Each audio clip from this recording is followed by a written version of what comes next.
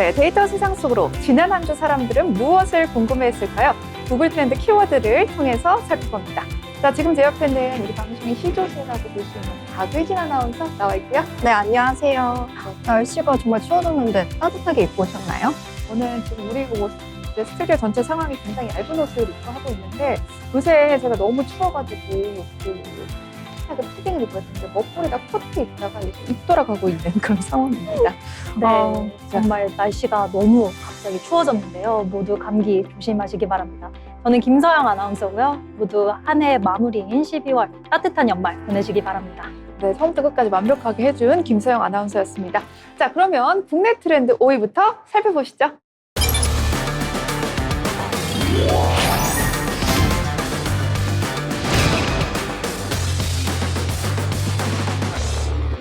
네, 최영우입니다. 와, 국내를 대표하는 타자 중에 한 명이죠. 타자인데 KB리그를 대표하는 간판 타자인데 특히 시즌 종료 후 선수 이적과 재계약이 이루어지는 지금 바로 이 오프 시즌의 거취를 굉장히 궁금해하는 팬들이 많습니다. 네, 최영우 선수는 내년이면 만 42세 3개월을 앞두고 시즌을 맞게 되는데요.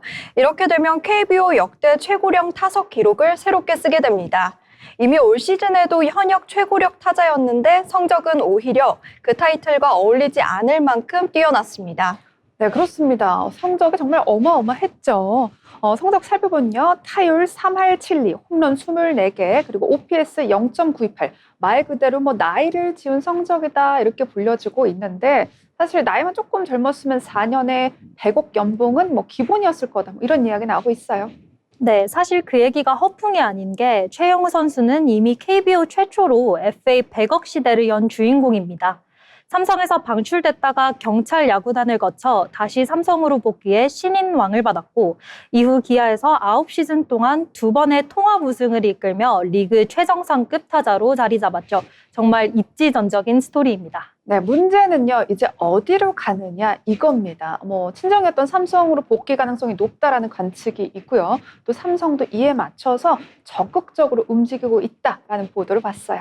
네, 반대로 기아는 최근 박찬호 선수까지 떠난 상황이라 최영우 선수까지 놓치면 전력 공백이 큽니다. 그래서 쉽게 말하기는 어렵지만 붙잡기 위해 계속 노력 중이라고 꾸준히 입장을 내고 있습니다. 이미 에이전트 측과 계속 협상을 이어가고 있고요. 네, 현역 선수들의 평가도 인상적입니다. LG 임찬규 선수는 은퇴할 때까지도 무서울 것 같다며 매년 홈런을 맞는다고도 웃으면서도 감탄을 전했는데요.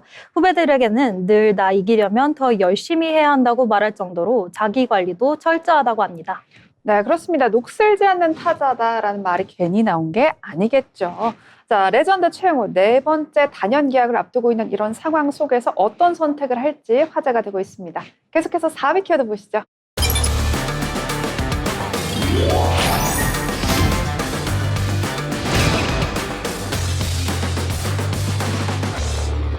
네, 조금은 불미스러운 사건에 연루된 장경태 의원인데요. 최근 성추행 혐의로 고소되면서 정치권과 온라인에서 크게 화제가 되고 있습니다. 네, 고소인은 지난해 10월 여의도의 한 식당에서 있었던 모임 자리에서 장 의원이 한거 불능 상태였던 자신을 추행했다고 주장하고 있습니다. 당시 현장을 촬영한 영상도 경찰이 확보해 분석 중인데요. 피의자 측은 조직적 보복이 두려워 고소가 늦어졌다고 밝히며 철저한 신변 보호를 요청한 상태입니다. 네, 이에 대해서 장경태 의원은 이렇게 말했습니다. 전혀 사실이 아니다라고 즉각적으로 반발했고요.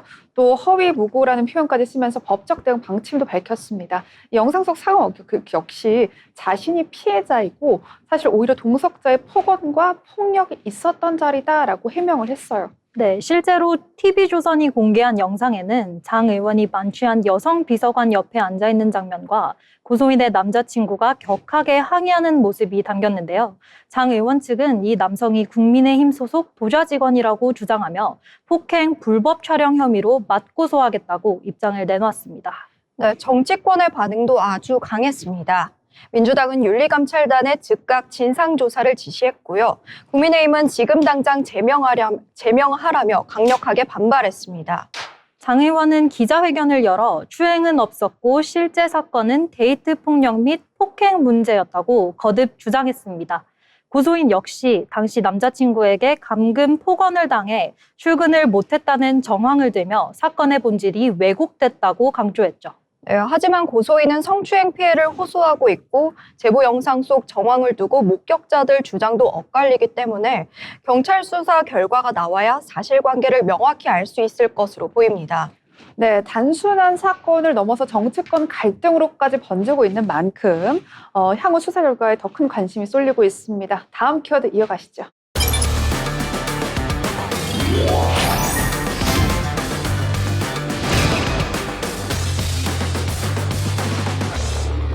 네, 임세령입니다. 이재용 삼성전자 회장의 장남 이지호 신임 해군 소위의 임관식이 열리면서 오랜만에 두 부부가 만나게 된 것인데요. 이런 이 부부가 공식 석상의 모습을 드러냈다라는 점이 큰 화제를 모은 것 같습니다. 네, 이지호 소위는 미국 시민권을 포기하고 네. 해군 장교로 임관했다는 점에서도 노블레스 오블리주의 사례로 관심을 모으고 있는데요. 이날 임관식에서 기수대표를 맡아 제병 지휘까지 맡으며 늠름한 모습을 보여줬습니다. 네, 이재용 회장도 있었고요. 또 홍라의 명예관장도 있었고요. 또 이서연 사장 등 삼성과 전체가 화합한 그런 일이 아니었나, 축하를 전하는 일이 아니었나라는 생각이 드는데요. 또 인상 깊었던 장면 중에 하나가 이 회장과 홍 명예관장이 직접 계급장을 달아주는 모습이 화제가 되기도 했습니다. 그 뒤편에선 임세령 부회장도 조용히 아들을 응원하는 모습이 또 화제가 됐죠. 네, 임세령 부회장의 이번 임관식 참석이 특히 더 화제가 되었는데요. 그런데 주목받은 건 임 부회장뿐만이 아니었습니다. 함께 자리한 동생 임상민 전무까지 두 자매의 스타일링이 동시에 이슈가 됐는데요. 온라인에서는 두 사람이 나란히 선 모습이 공개되자 거의 쌍둥이 같다, 두 자매 스타일이 서로 완벽하게 맞아떨어진다는 반응도 많았습니다. 네, 맞습니다. 두 사람 모두 블랙톤을 기반으로 한 옷을 입었는데요. 이 룩은 세련된 룩을 보여주면서 패션 커뮤니티에서도 큰 주목을 받았습니다. 임세령 부회장의 올블랙 클래식 스타일은 어떤 코트인지 알고 싶다, 선글라스 너무 잘 어울린다는 등의 반응이 이어졌고요. 임상민 전무 역시 미니멀하면서도 고급스러운 스타일링으로 화제가 됐습니다. 실제로 임관식 사진이 퍼지자마자 관련 패션 아이템 검색량이 눈에 띄게 늘었다고 합니다. 그만큼 두 자매의 등장은 단순한 임관식 참석을 넘어 사회적 관심을 끄는 하나의 이벤트처럼 받아들여졌다는 의미인데요.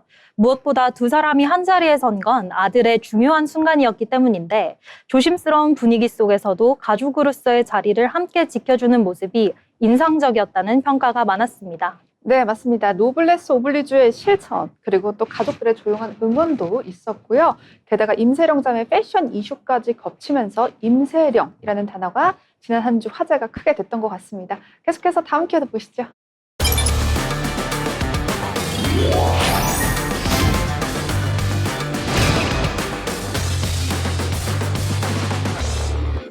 네, 쿠팡 개인정보 유출입니다. 무려 3,300만 명의 고객 정보가 유출된 것으로 알려져서 논란이 됐는데요.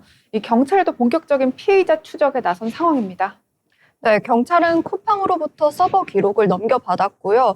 그리고 분석 중이고 이번 사건과 관련해 특정 IP를 확보해 해외 공조까지 진행하고 있습니다.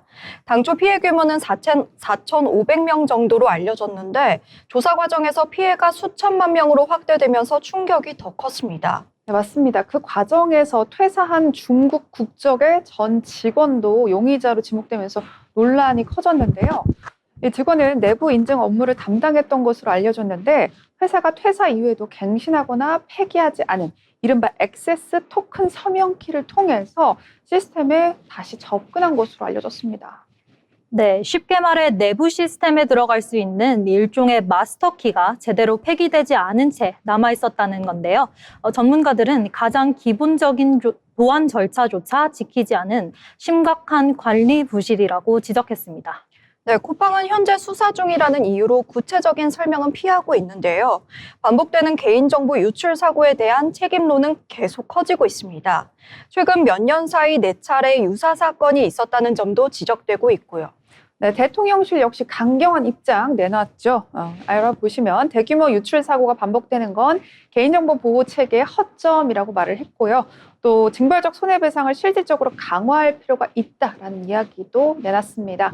이 기업의 기본적인 보안 책임을 다하지 않을 경우 더 강한 제재가 필요하다. 뭐 이런 뜻이 아니었나 싶습니다. 네, 현재까지 2차 피해 접수 사례는 없지만 보이스피싱 등 추가 피해 위험이 크기 때문에 정부와 경찰이 긴급 대응 체계를 가동하고 있습니다.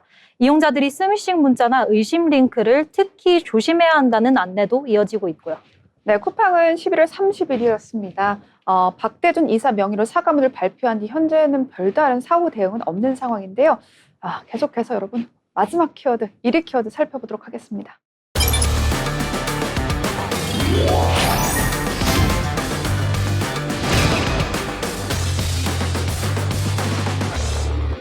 네, 이순재입니다. 한국 대중문화의 상징적인 인물이었던 배우 이순재 씨가 지난주에 별세하는 안타까운 일이 있었죠.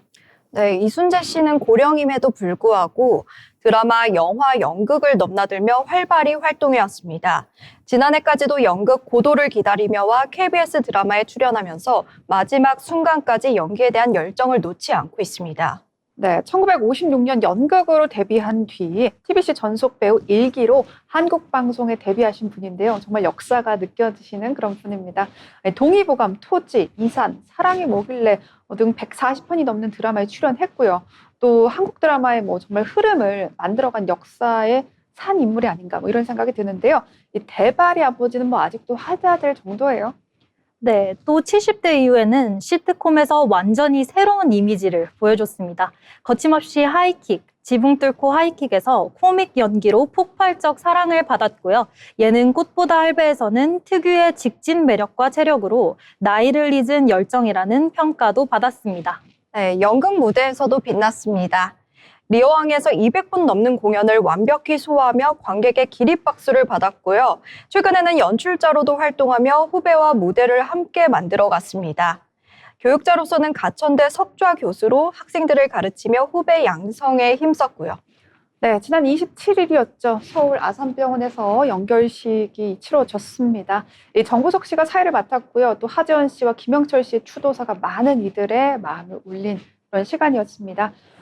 연기뿐만 아니라 사람으로 배울 점이 참 많은 분이었다라는 말이 가장 크게 와닿는 그런 연결식이 아니었나 싶습니다. 정부도 이순재 씨의 공로를 기리며 금관 문화훈장을 추서했습니다.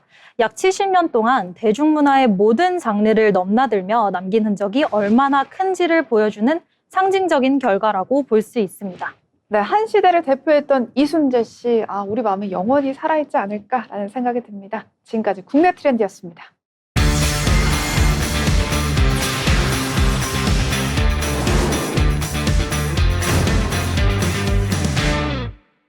네, 데이터 세상 속으로 해외 트렌드. 해외에서는 지난주 어떤 단어, 어떤 인물이 가장 많이 검색됐을까요? 구글 트렌드 통해서 알아봅니다. 자, 5위부터 만나보시죠.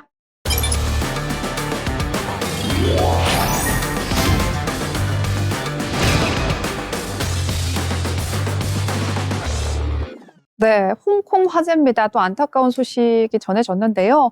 홍콩 타이포 왕쿡 포트에서 초대형 화재가 발생해서 세계적인 화제가 됐습니다. 화재는 26일 오후 홍콩의 공공 아파트 단지인 왕포코트 외벽 공사구역에서 시작됐습니다. 당시 건물 외벽에 공사용 발판과 녹색 보호망이 둘러져 있었는데요. 불이 이 공간에서 번져 외벽을 타고 급격히 위로 치솟았습니다. 네, 홍콩 소방당국은 공사 자재와 공사용 발판에 붙은 불이 바람을 타고 확산된 것으로 보인다고 설명했는데요. 여기에 창 주변에 스티로폼 소재까지 타면서 불길이 옆동까지 이어졌고 결국 8개 동 중 7개 동이 피해를 입었습니다. 네, 이 건물 구조 자체가요, 불이 번지기 굉장히 쉬운 상황이었고요. 또 거기에 불이 잘 붙는 자재로 또 만들어졌기 때문에 불이 정말 활화산처럼 타올랐던 거 아닌가 싶습니다. 인명피해 정말 상당했죠. 그렇습니다. 현재까지 최소 128명이 숨지고 70명가량이 다친 것으로 확인됐습니다. 당시에는 수백 명이 연락두절로 분류될 정도로 상황이 혼란스러웠고 주민 수천 명이 인근 시설로 긴급 대피했습니다. 불은 고층부까지 치솟아 완전 진화까지 거의 하루가 걸렸습니다. 네, 무려 화재로 128명이 숨졌습니다. 요 근래 이렇게 큰 화재 사고가 있었나 싶긴 한데요. 이렇게 큰 불이 난 상황에서 경보 대피가 제대로 이루어지지 않았다라는 이야기도 조심스럽게 나오고 있습니다. 이 화재 경보가 제때 울리지 않았다. 이거 맞는 얘기인가요? 네, 외벽을 둘러싼 구조물 때문에 창밖을 확인하다가도 빠져나오기 어려웠다는 지적이 나왔는데요. 홍콩 당국은 시공사 임원과 현장 책임자 등 관계자들을 과실피사와 안전규정 위반 혐의로 체포해 조사에 나섰습니다. 네, 홍콩 화재는 해외에서는 50만 건 이상, 국내 트렌드에서도 10,000건 이상 검색될 정도로 세계적으로 화제를 모았던 단어였는데요. 네, 하나의 도시를 넘어서 전 세계를 놀라게 했던 화재, 이제 홍콩 화재 저희가 살펴봤습니다. 앞으로 이런 비극이 계속해서 반복되지 않기를 빌어봅니다. 자, 계속해서 4위 키워드 보시죠.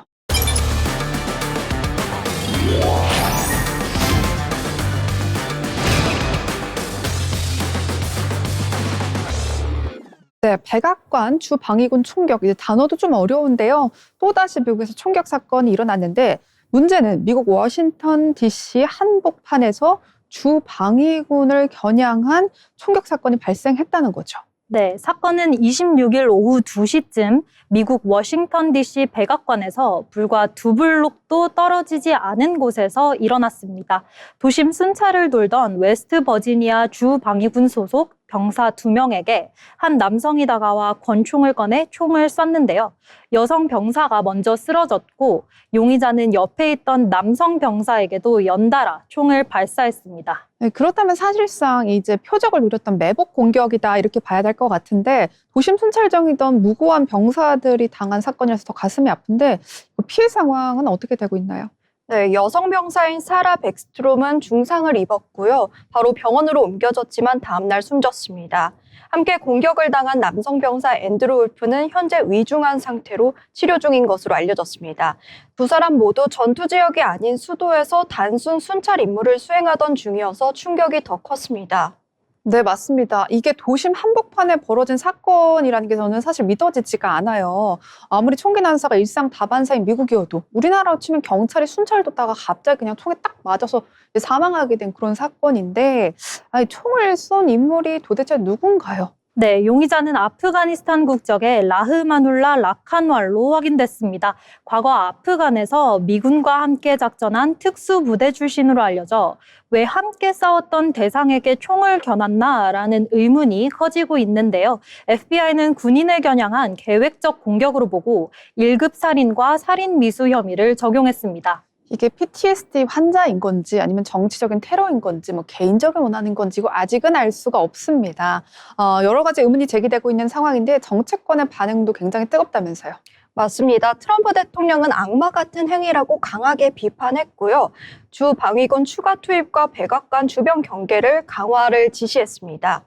용의자의 국적이 언급되면서 여당에서는 이민 정책 강화를 주장했고 야당에서는 이를 정치적으로 이용한다며 반발하는 등 논쟁이 이어지고 있습니다. 네, 아프가니스탄 출신 용의자의 총격 범행으로 인해서 이 사건은 결국 정치적 논쟁까지 번지게 되었습니다. 앞으로 수사를 통해서 범행 동기와 배경이 명확하게 드러날지 아니면 이번 사건이 미국의 이민 정책에 어떤 영향을 주게 될지 귀추가 주목되는 사건입니다. 계속해서 다음 키워드 보시죠.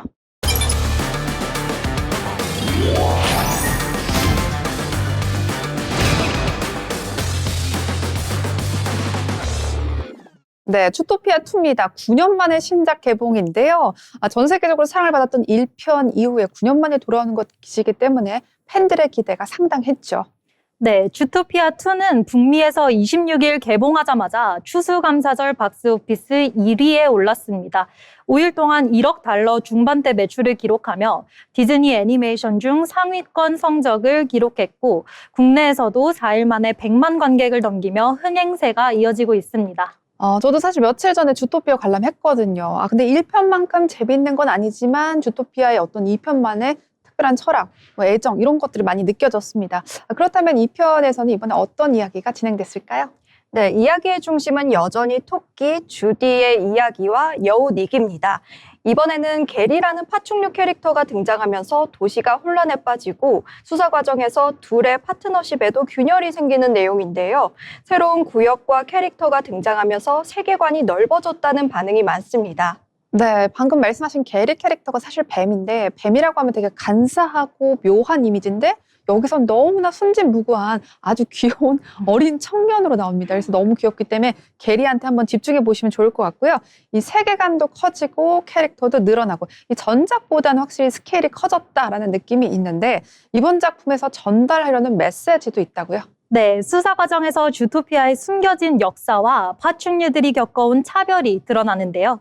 전작처럼 다름과 공존이라는 테마가 다시 중심에 놓여 있습니다. 특히 후반부 주디의 더 좋은 세상을 만들기 위해 맹세했어 라는 대사가 이번 작품의 핵심 메시지로 꼽힙니다. 맞습니다. 이번 후속작은 제작진과 캐스팅도 화려한데요. 1편의 제작을 맡은 바이런 하워드 감독과 엔칸토 모아나를 만든 제러더 부시가 다시 합류했고요. 신곡 주 제작에 에드 시런까지 참여해 작품의 신선함을 더했습니다. 네, 주라는 노래가 참 좋았는데요. 전작의 감성과 어떤 새로운 스토리들이 합쳐져서 이 편이 정말 완성이 된 느낌인데 극장 개봉이 이제 막 시작됐으니까 앞으로 과연 주토피아 2가 얼만큼 흥행할지 지켜봐야 될 것 같습니다. 계속해서 다음 키워드 보시죠.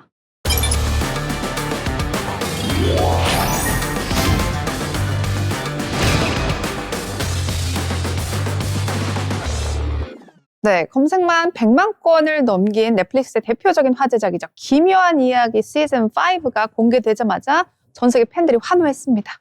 네, 시즌5는 호킨스와 업사이드 다운의 긴 싸움을 마무리하는 마지막 시즌인데요. 1980년대 말 작은 마을을 배경으로 11과 친구들이 베크나와의 최종전을 준비하는 내용입니다. 총 8부작이고 11월 말 1차 공개 이후 크리스마스 전후로 남은 에피소드가 순차 공개될 예정입니다. 네, 맞습니다. 지금 여기 나오는 출연진들도 다 이제 아역 배우로 출신들인데 아역으로 시작해서 이제 성인 배우가 되는 모습까지 우리가 모두 다 지켜보고 있단 말이죠. 자, 공개될 때마다 전 세계가 이제 다 같이 챙겨보는 작품이다 보니까 스포일러를 피하려는 경쟁도 상당히 치열합니다. 이번 시즌 인기도 또 어마어마하다라고 들었어요. 네, 맞습니다. 인기가 아주 상당합니다. 시즌5 공개가 예고되자마자 시리즈 전체가 넷플릭스 글로벌 탑 10에 다시 진입했습니다. 시즌4는 공개 3개월 동안 넷플릭스 영어 시리즈 최상위권을 지켰고요. 이번 시즌도 공개되자마자 트래픽이 폭주해 무려 넷플릭스 접속 장애가 발생하는 일도 커졌습니다. 와, 접속 장애를 만드는 그런 작품이다. 정말 넷플릭스 효자 작품인데, 자, 플랫폼을 대표하는 작품이라는 말이 괜히 나오는 게 아닌 것 같습니다. 자, 그리고 이 작품 하면 빠질 수 없는 게 바로 캐스팅이에요. 아까 말한 아역 배우들, 이제는 성인이 된 그 배우들. 네, 맞습니다. 기묘한 이야기 캐스팅이라는 검색어만 50만 건이 넘을 정도였는데요. 제작진은 무려 2,000명이 넘는 아역 배우를 오디션 본 끝에 밀리 보비 브라운, 핀 울프하드, 노아 슈넵 같은 배우들을 발굴했습니다. 네, 한국은 드라마 살펴보면 배우 자체가 마케팅이고 캐스팅인 이런 경우들이 상당히 많잖아요. 근데 기묘한 이야기는 캐릭터에 딱 맞는 사람을 찾아냈다. 이런 생각이 드는데요. 그 점에서 확실히 한국 드라마와 어떤 차이가 느껴집니다. 네, 제작 방식에서도 차이가 뚜렷합니다. 기묘한 이야기는 시즌 1 때부터 시즌 5 결말까지 세계관과 이야기의 큰 틀을 정해놓고 제작된 작품입니다. 에피소드 하나하나가 영화급 예산과 CG로 만들어지는 것도 특징입니다. 반면 한국 드라마는 편성과 시청 반응에 따라 전개가 바뀌는 경우도 있죠.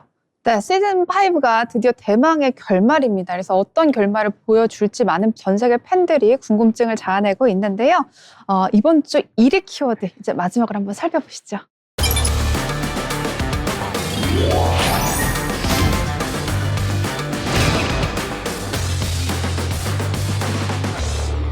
네, 압도적인 검색량을 보였습니다. NFL과 관련된 키워드인데 미국은 지금 풋볼 시즌이기 때문에 굉장히 많은 키워드들이 풋볼로 물들어 있습니다.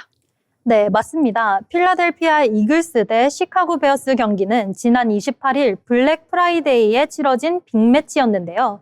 결과는 베어스가 24대 15로 이글스를 꺾었습니다. 지난 시즌 챔피언이었던 이글스는 최근 부진이 길어지면서 8승 4패까지 내려왔다는 평가가 나오고요. 베어스는 러싱 공격이 살아나면서 지구선두를 단단히 지키는 흐름입니다. 네, 챔피언인 팀이 홈에서 패배했다면 이제 충격이 정말 상당했을 것 같다라는 생각이 드는데 그런데 흥미로운 것도 있습니다. 이 경기뿐만 아니라 치프스 대 카우보이 역시 검색량이 500만 건을 차지했어요. 네, 지금 미국 검색어 상위권은 사실상 풋볼 독점이라고 해도 될 정도입니다. 치프스 대 카우보이스는 미국 주요 방송사 CBS가 시청자 5천만 명 이상을 예상할 만큼 큰 관심을 받고 있고요. 대학 풋볼 쪽도 열기가 뜨겁습니다. 오하이오 주립대 미시간이 200만 건, 레인 키핑 감독 관련 루머가 100만 건을 넘기며 연일 화제입니다. 네, 프로리그인 NFL서부터 또 대학 풋볼 아마추어 리그까지 이제 동시에 빅매치가 몰리다 보니까 해외에서는 이런 키워드가 상당히 인기가 있는 것 같습니다. 미국 전체가 정말 풋볼 주간을 보내고 있다라고 해도 과언이 아닐 것 같은데요. 그렇다면 대학 리그 최대 관심 경기였던 오하이오 주립대학교 그리고 미시간 주립대학교도 결과 한번 짚어봐야겠죠. 네, 시즌 내내 주목받았던 오하이오 주립 대 미시간전에서 오하이오 주립이 27대 9로 완승을 거뒀습니다. 라이벌전 특유의 긴장감에 플레이오프 직행이 걸린 경기였기 때문에 경기 후 곧바로 하이라이트와 분석 영상이 쏟아졌습니다.